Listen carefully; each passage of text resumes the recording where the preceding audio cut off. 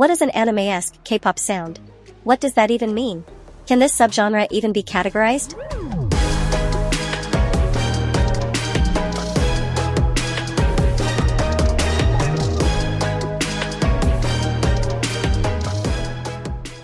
So ever since my video on Christian horse girl songs, I've wanted to explore more subgenres in K-pop, and so for my next deep dive, I picked the most diverse and varied genre, if you can even call it that, anime-coded K-pop songs. Like any other medium, anime isn't one genre, so therefore its openings aren't all going to sound the same. You could have a song that sounds like this.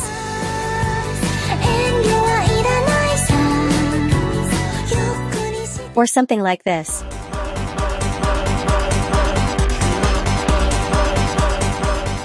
Or this.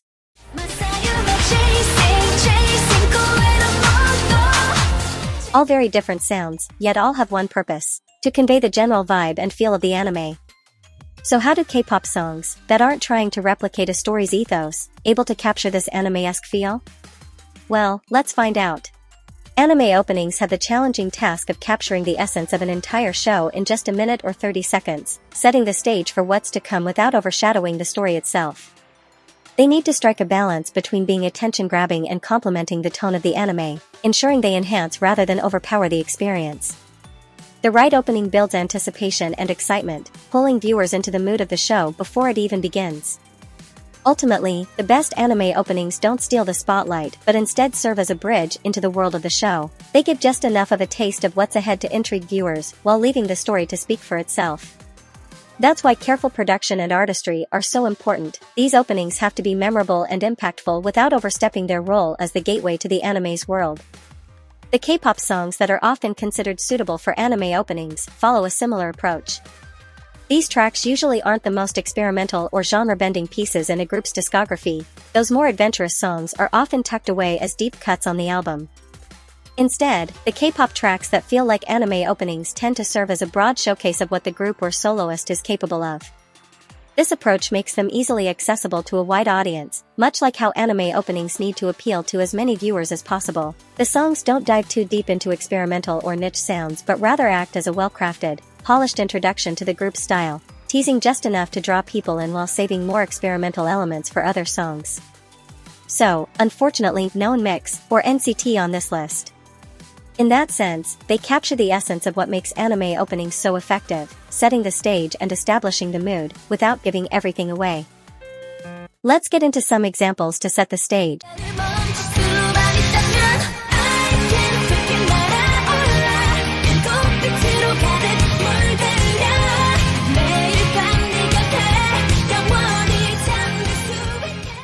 The queens of anime opening K-pop songs, Dreamcatcher themselves and their song, Fly High.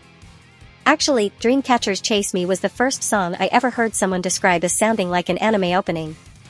So I had to add one of their songs as an example, and it was really hard to pick with how great their discography is. Anyways, back to Fly High, it fuses K-pop elements with rock inspiration.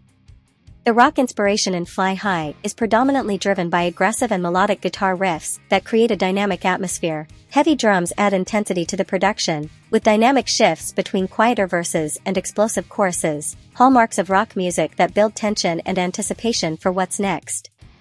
Despite these rock elements, the song maintains traditional pop characteristics, featuring a highly melodic and singable chorus that contrasts with the heavier verses.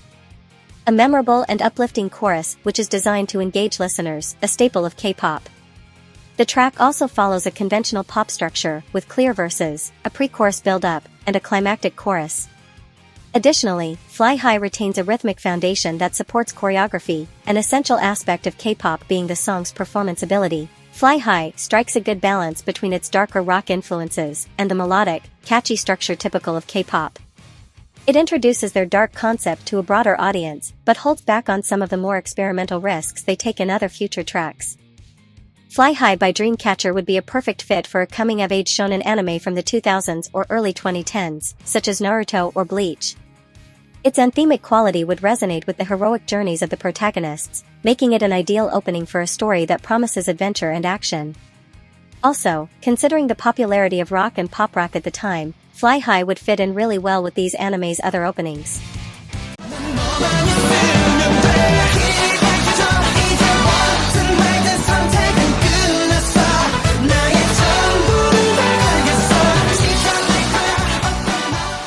The second song I'd like to point out is a second-generation gem, Infinite's Romeo.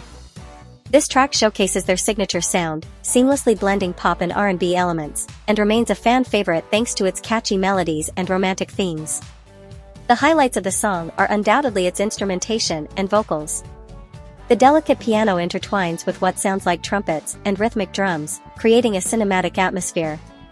Every time the drums kick in or a guitar riff emerges, I feel a rush of excitement. While the elements used are classic and commonplace in pop music, they are executed exceptionally well.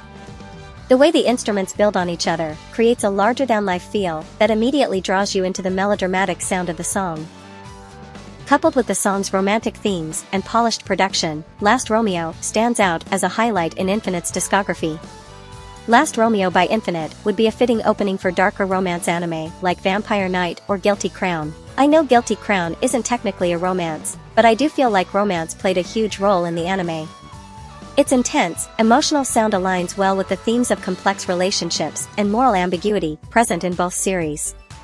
The song's haunting melodies and powerful vocals make it an ideal match for the dramatic narratives and striking visuals that characterize these anime.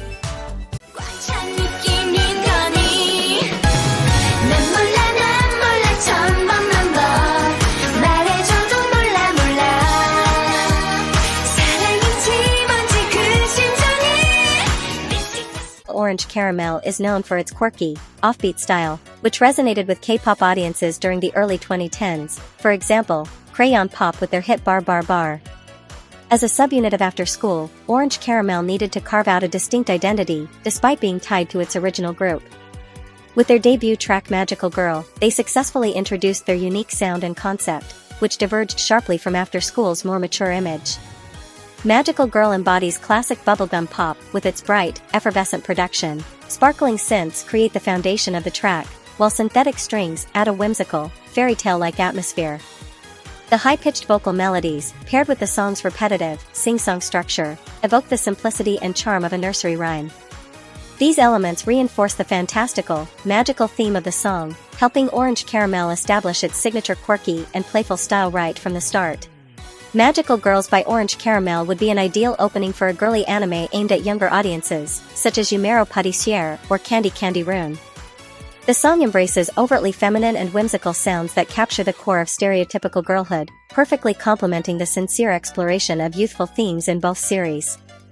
Its quirky charm enhances the comedic elements, making it a pretty good fit for the lighthearted adventures and heartfelt moments of these shows.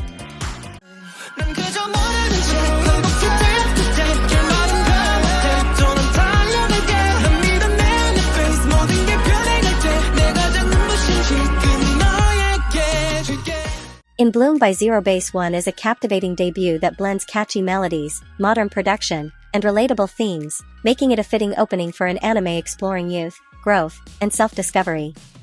Zerobaseone's debut track In Bloom captures the innocence and excitement of youth while signaling the group's promising future in K-pop. The song features bright, punchy synths that create an upbeat atmosphere, and also a nostalgic feel considering it samples Aha's Take On Me. The vibrant synths evoke optimism, while the rhythmic depth from electronic dance influences keeps it trendy. This fusion keeps the track fresh and engaging. In Bloom would be a perfect fit for lighthearted yet emotional anime like Haikyuu or Wotakoi, Love is Hard for Otaku. Both series blends humor with heartfelt moments, making the refreshing and sincere sound of In Bloom an ideal complement to their narratives.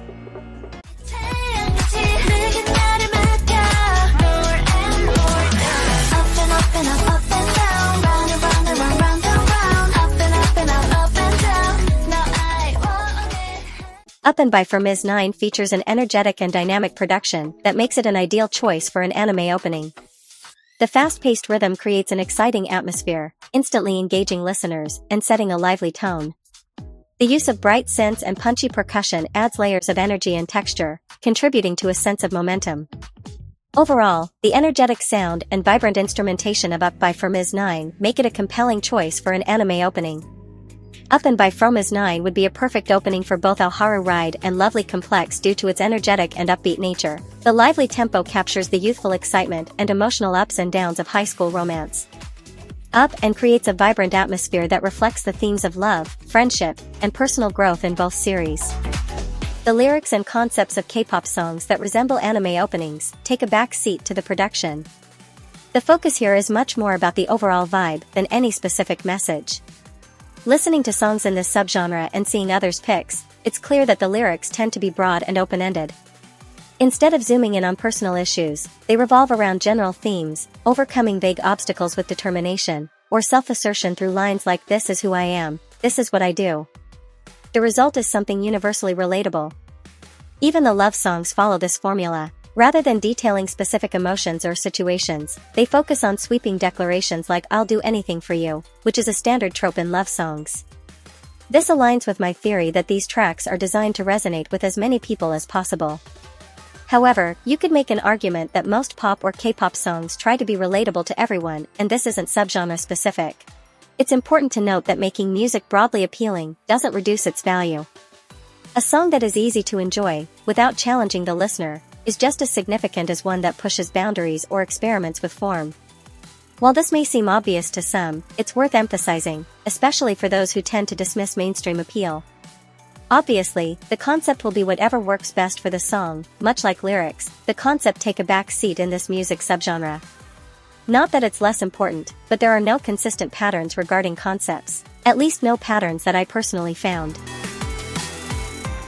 This was a challenge since this subgenre is more about vibes and subjectivity than anything concrete. Almost any K-pop song could work as an anime opening, because, as I mentioned earlier, anime openings themselves are incredibly diverse. So, feel free to add your picks, and don't view this list as a definitive formula for what makes a K-pop song sound like an anime opening. This description has been circulating in K-pop spaces, and I wanted to dive into it. What exactly makes a K-pop song sound like it could fit in an anime opening? I think I've done a decent job breaking it down, even though it just ended up me listing a bunch of songs rather than any real analysis. Thanks for watching, I hope you enjoyed it, and until next time.